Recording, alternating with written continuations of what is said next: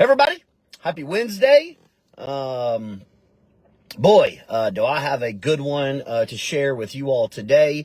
And the premise, before I dive and get into the details of the situation, the story that we were able to save the deal on for our client, our seller client, I want to talk.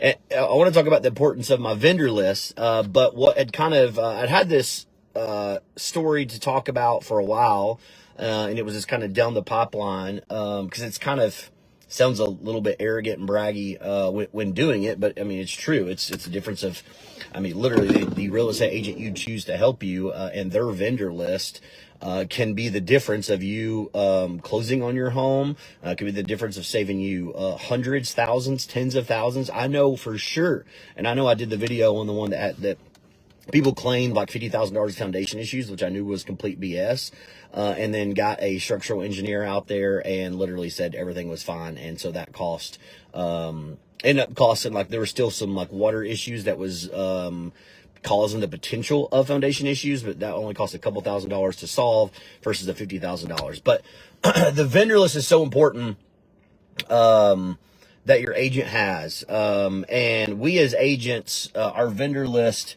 these are people who's got to get the things quick. All right. So when you're in real estate, the problem of real estate is when we need our vendors, I need you tomorrow. I need you by the end of the week. I need you by the end of the month. We don't have situations in real estate where it's like, yeah, hey, just get to it when you get to it. Right. We need vendors who can arguably, drop what they're doing and come and help us save the deal. And I had a potential buyer client call me the other day, randomly, just found her information online. It was just kind of interviewing agents, and I was talking to them and they were asking me how, our buyer's agreements work and, the contracts and everything. And, I was telling them, I was like, hey, super transparent, right? Here's how it all works. We make it super easy. And they started laughing. They're like, well, how does your vendor list work? I was like, what do you mean? How does my vendor list work? And they're like, yeah, well, we interviewed an agent, and for us to get access and use any of their vendors for anything, they were going to charge 0.5% more money. And I was like, wait, what? And I was like, repeat that. I was like, yeah, if we want their vendor list to use for anything situationally that may come up, or repairs or future stuff, we have to pay them 0.5% more money. And I was like, I've heard of most of how the game works and the shady stuff, and the off the wall stuff and insane fees. I've never heard of an agent trying to upcharge a client in order to access their vendor list, which in theory you would want. As an agent, I would want every one of my clients to use my vendor list, or at least, shop the vendor list to compare, because I know these people that are on our vendor list have done good work. Now, we always say, like, we don't refer or recommend these people. This is our vendor list, meaning they have done good work for us in the past. So we still want you to vet them and you pick and choose, because if they screw up, I don't want you mad at me.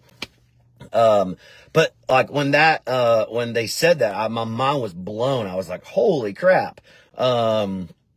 That's just somebody was wanting to charge to use the vendor list, which actually makes the deal go easier when people use your vendor list as an agent. So that was, that's something I probably wouldn't even have guessed was a thing.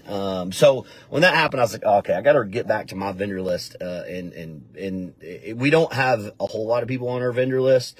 I get calls, damn near daily, weekly from, and emails from lenders and title companies and all this stuff. They're all, oh, hey, we want to help your clients. Like, no, dude, we have our vendor list.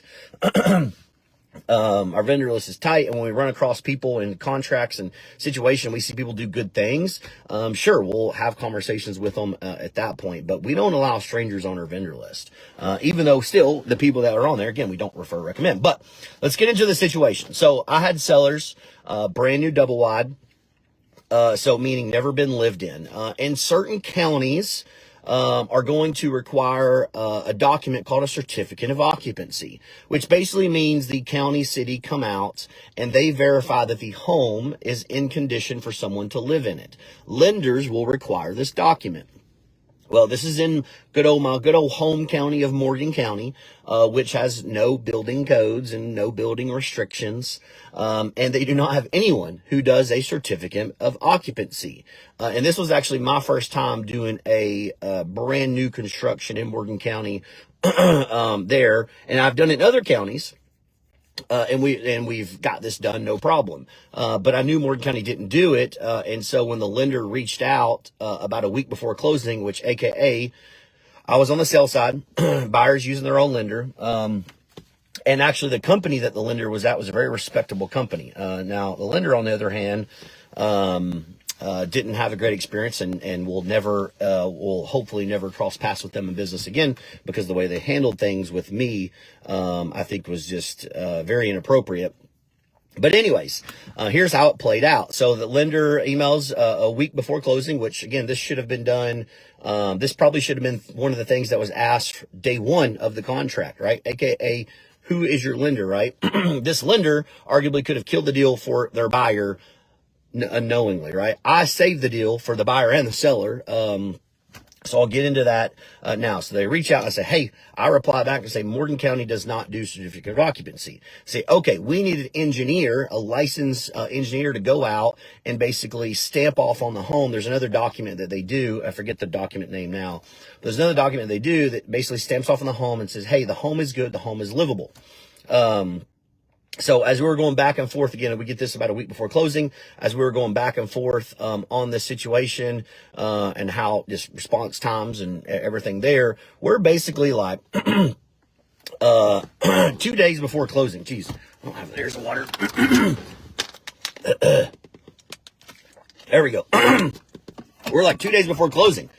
And they're like, hey, well, I think it was the lender didn't know about the structure or the engineer situation. I didn't know about the engineer situation. So when the underwriter kicked it back and said, well, hey, since the county does not have, because I assumed the county didn't have it, it was going to pass through, no problem. Again, I didn't know, hadn't ran into it yet. I'm not on the lending side. So when the underwriter kicked it back, we were like 2 business days away from closing. And the lender responded back, was like, hey, we need this engineer. Well, our engineer that we use for all of our double wides on our vendor list, he usually is like a couple days out. And that's for us on a rush, right? It's very, I mean, if I called him an emergency, I'm sure he'd probably be able to drop stuff and get to us. But for the most part, he's a couple days out. So I said, okay, let me call our guy. Dang, choked up here. Call our guy, and he said, Stephen, I can't get to it until the weekend. So I think, don't hold me to this, but I'm pretty sure this is on like, I'm just going to say like Wednesday evening. And he said, Stephen, I can't get to it till the weekend, AKA I won't have the report back probably until Monday. Well, underwriter's got to review the report, AKA we're probably not closing until Tuesday. Closing was Friday. So I was like, dang, this is going to get delayed. I'll get this out of the way. We'll alert there. So, that was as soon as we can, right? So it's going to delay closing, which, is going to delay it arguably the weekend and then, another Monday and then close on Tuesday, which sucks for everybody. But, a lot of people, investors, they didn't live in the home, so it wasn't causing a big issue there on my side. But I know the buyers wanted in the home. And the agent on the other side was super great to deal with, which is always helpful. And so the lender said, hey, I have someone I just talked to as an engineering company that can get out there. And this is like at this point, like Thursday morning. They can get out there today and get us the report back. They want an upfront, like $500, which is about what something like this would cost. And I said, hey, you know what? Great. They said, you'll get it back to us. Nothing was wrong with the home. We already had the engineer report for the foundation. Everything had signed off on. We'd been through inspection, appraisal signed off on it. Everything was golden. So he says, hey, I got this. I was like, great. And there's like, well, sellers should pay for this, which is true. Okay. I get it. Right. It's probably a seller fee. I said, you know what? This situation, right, I've done a lot of business with sellers. Like, I'll pay for it.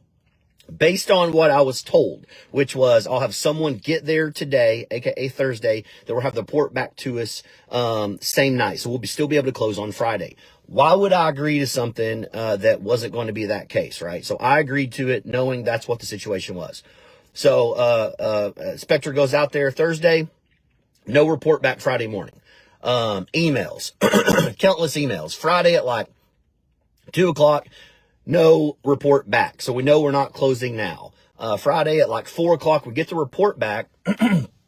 And the report notes issues. There was a porch, an add-on porch with the whole roof, really nice. I mean, it's just brand new stuff. And the engineer says that that had to be redone something, and then something with the foundation needed to be redone, which was complete BS. The company they hired is on my blacklist. Had been on my blacklist for years. I didn't put two and two together. I just kind of saw engineer and was like, hey, great, we'll get to the closing table. Let's pay it, move on.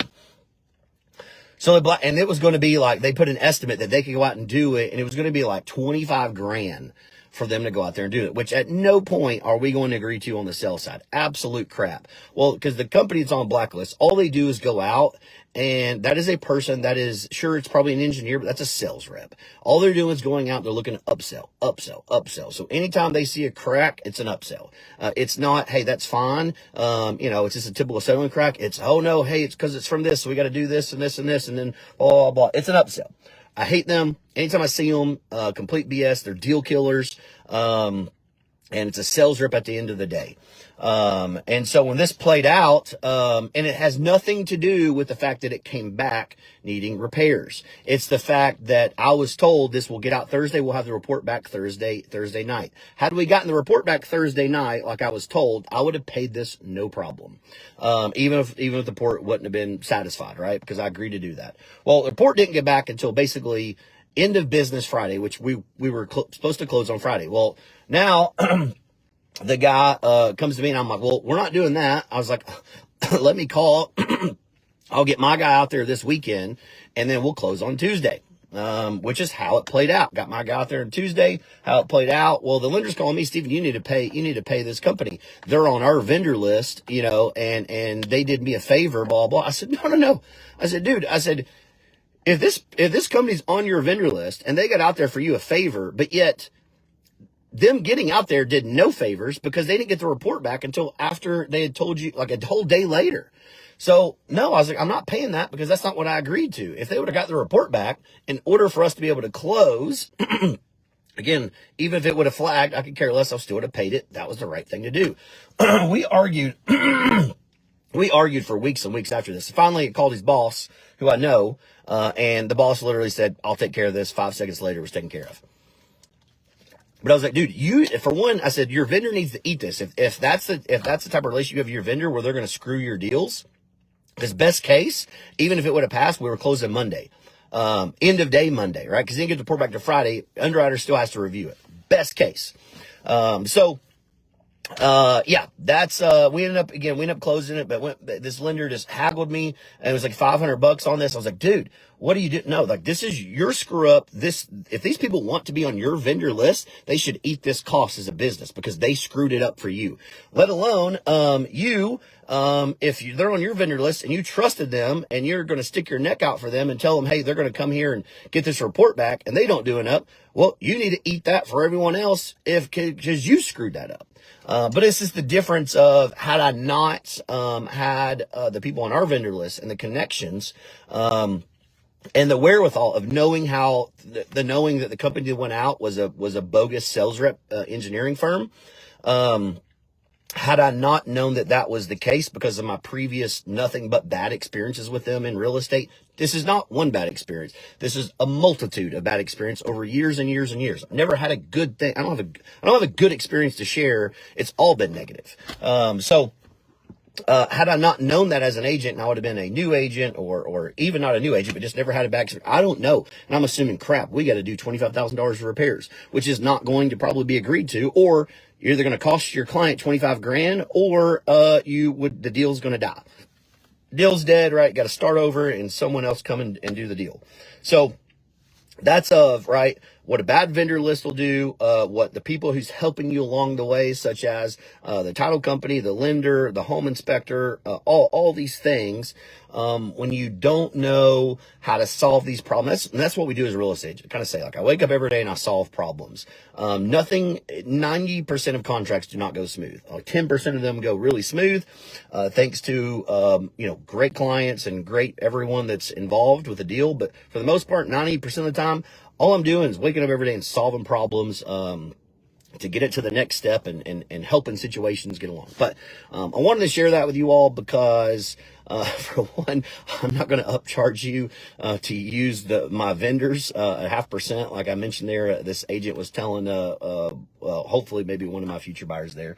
But yeah, wanted to share that. I thought that was a pretty funny to hear an agent try to do that, but also like the importance of when you interview and talk to agents, ask them about their vendor list, right? I mean, do you have contractors, licensed contractors? Do you have handymen? Do you have electricians? Do you have plumbers? Do you have engineers? Do you have painters? Do you have exterior people who do things and landscapers and all that? They need to have all this in real estate. So if you ever have questions, call anytime.